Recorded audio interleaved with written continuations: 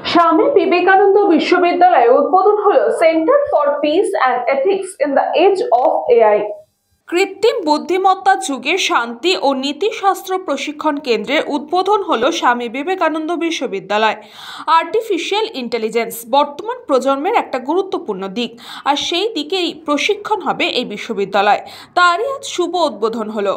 স্বামী বিবেকানন্দ বিশ্ববিদ্যালয়ে উদ্বোধনী অনুষ্ঠানে এই দিন উপস্থিত ছিলেন principal secretary department of correctional administration doctor Rajesh Kumar IPS এবং ADG department of correctional administration LN Meena IPS এবং বিশ্ববিদ্যালয়ের ভাইস চ্যান্সেলর সহ অন্যান্য বিশিষ্ট ব্যক্তিবর্গরা। বিশেষ আলোচনা সভায় উপস্থিত ব্যক্তিবর্গরা তাদের নিজেদের মতন করে তাদের বক্তব্য প্রকাশ করেন ছাত্রছাত্রীদের মধ্যে।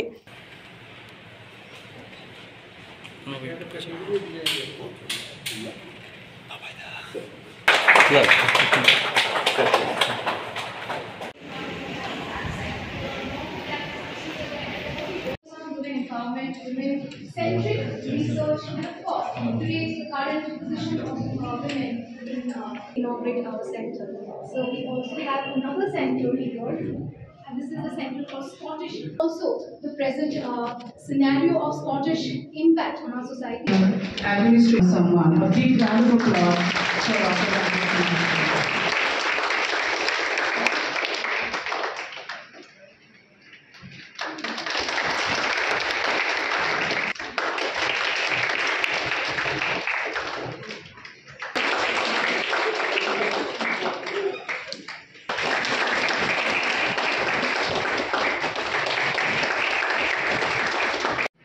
নিজেকে বুঝতে হবে, নিজেকে বোঝার জন্য কি করতে হবে?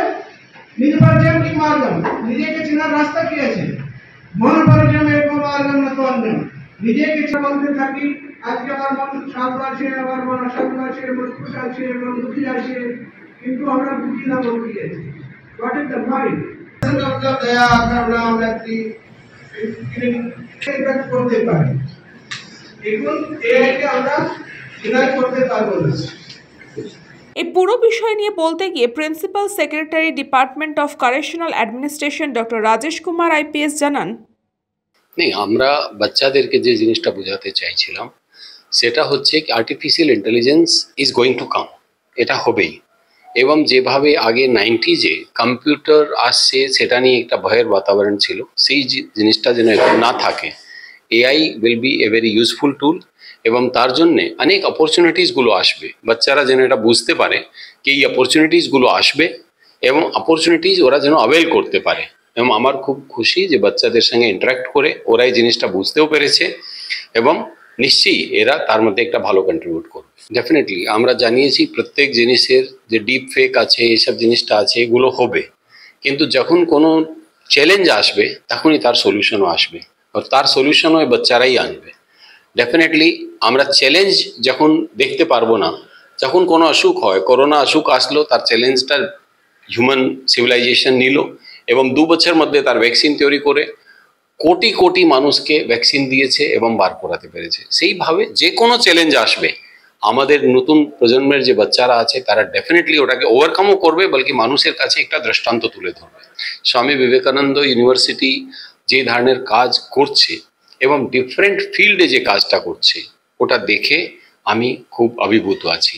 এরা অনেক ভালো কাজ করছে, অনেক দিকে এদের স্টুডেন্টসরা অনেক ভালো, ডাউন টু আর্থ, সবাই কিছু শিখার আগ্রহী আছে, ফ্যাকাল্টিজ খুব ভালো আছে, ফ্যাকাল্টিজও মানে কিছু খুব ভালোভাবে কিভাবে নতুন জিনিস এদেরকে শেখাবে তার জন্য চেষ্টা করছে।